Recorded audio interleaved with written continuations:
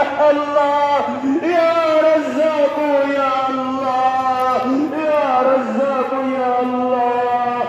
اللهم لا تدع لنا اللهم لا تدع لنا في هذه الساعة المباركة وفي هذه الساعة المحارة لا ذنب إلا غفرته ولا هم إلا فرجته ولا كرب إلا نقصته ولا مبتلى إلا عافيته ولا أسير إلا فرجته ولا أسير إلا فرجته ولا ضال إلا هديته ولا حاجة من حوائج الدنيا والآخرة هي راغبة إلا قضيتها يا أرحم الراحمين. اللهم اجتمعنا اللهم اجتمعنا شيبا وشبابا صغارا وكبارا عواما وخاصة طلابا ومعلما.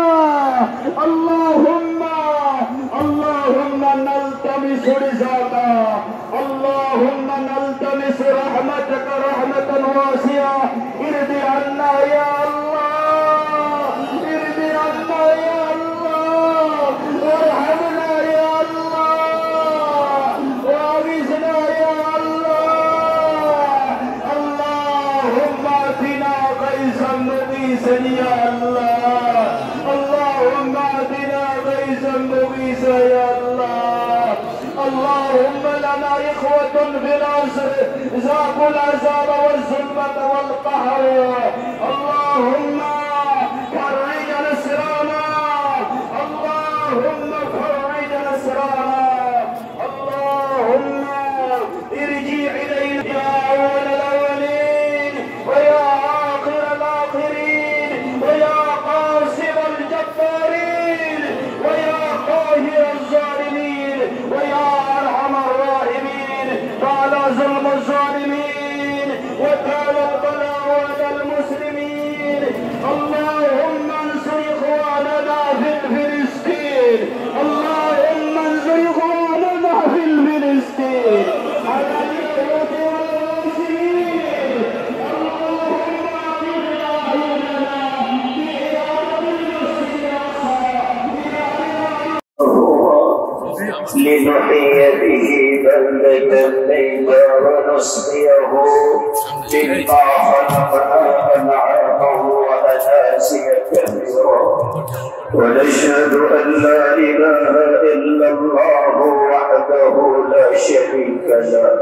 ونشهد أن سيدنا ومولانا محمدا عبد الله ورسوله الذي كان يستسقى الغمام بوجهه صلى الله تعالى عليه وعلى آله وأصحابه الذين وصلوا من الدين بكله.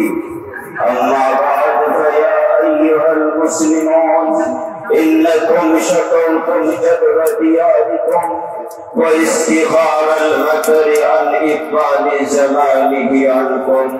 وقد أمركم الله أن تدعوه ووعدكم أن يستجيب لكم كما قال تعالى ادعوني أستجب لكم. الحمد لله رب العالمين الرحمن الرحيم مالك يوم الدين لا إله إلا الله يفعل ما يريد. اللهم أنت الله اللهم أنت الله اللهم أنت الله لا إله إلا أنت الغني ونحن الفقراء إليك ونحن الضعفاء بين يديك. أنزل علينا الغيث واجعل ما أنزلت لنا قوة وبلاغا إلى حين.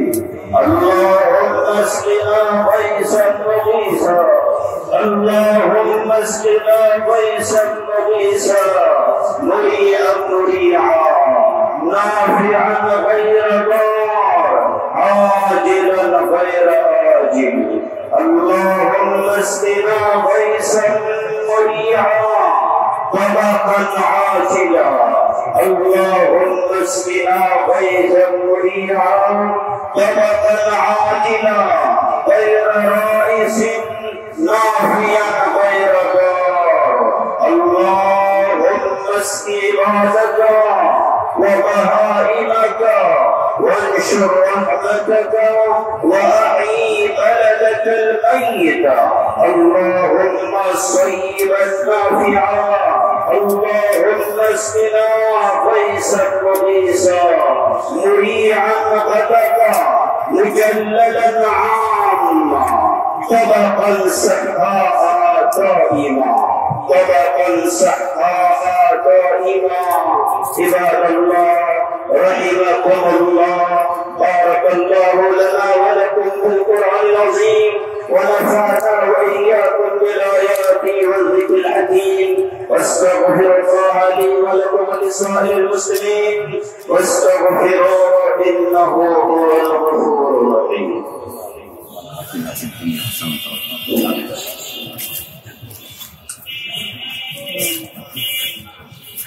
نحمده ونصلي على رسوله الكريم اللهم اعوذ بالله من الشيطان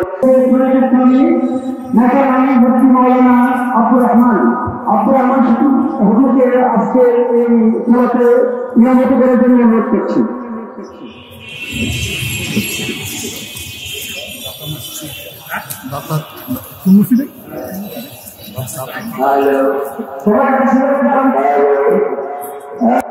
আমাদের মাঝে বক্তব্য রাখবেন নারায়ণগঞ্জের অগণিত মানুষের হৃদয়ের স্পন্দন ওলামায়ে কেরামদের মধ্যমণি আমাদের সকলের অভিভাবক মোহতারাম মাওলানা মঈনুদ্দিন আহমেদকে তার গুরুত্বপূর্ণ বক্তব্য রাখার জন্য অনুরোধ করছি। আর আমরা সর্বোচ্চ কয়েক মিনিট অপেক্ষা করবো। শুনুন, আমি একটু কয়েক মিনিট সময় আপনাদের কাছে আমাদের জন্য বড় কষ্ট হয়ে দেখা দিয়েছে আল্লাহর পক্ষ থেকে। আযাবের মতো গজবের মতো বিপদ বড়। এই গরম থেকে কেউ রেহাই পাচ্ছে না।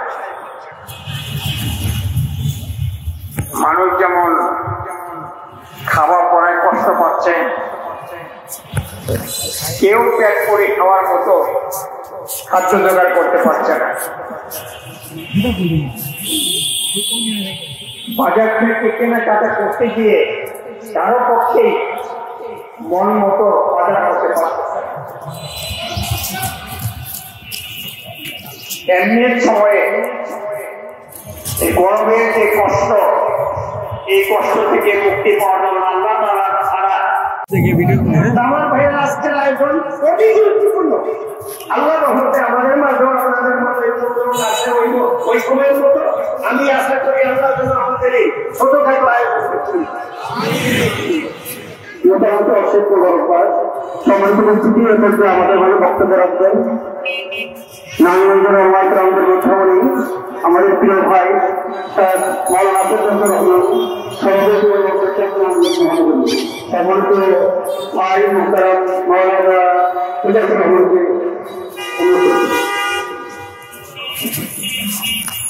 আজকে আপনাদের নামাজের জন্য